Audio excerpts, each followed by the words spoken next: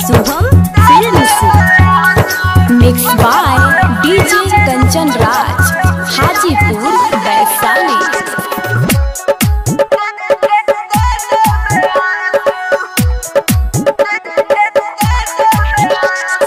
हमरा से दूरे रहू अब जन पासू हंसत अखिया में दे दे आंसू।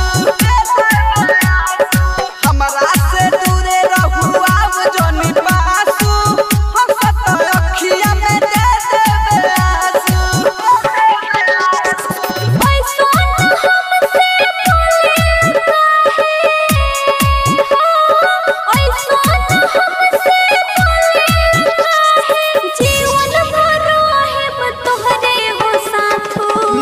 हटा दूरे रहू अब जनी पासू हंसत अखिया में दे दे आंसू।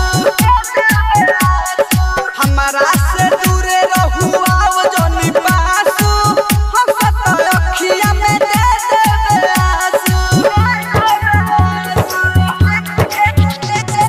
डीजे कंचन राज डीजे कंचन राज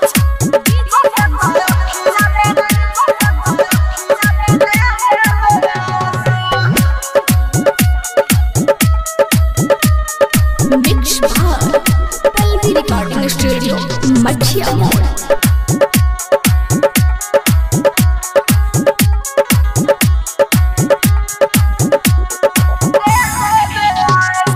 जानेलु सोनो बड़ी तिरिया चरित्र जानेलु सोनो बड़ी तिरिया चरित्र करबू सघात रही दिलवे के भीतर।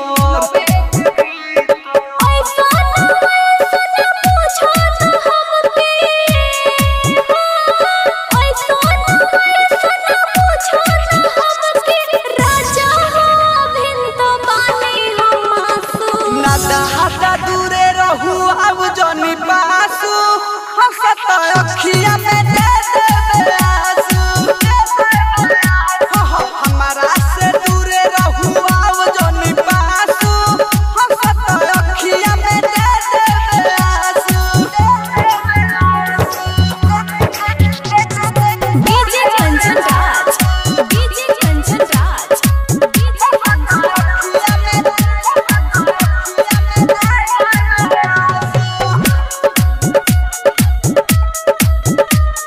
Mix by Pallavi recording studio Mathiya मोड़।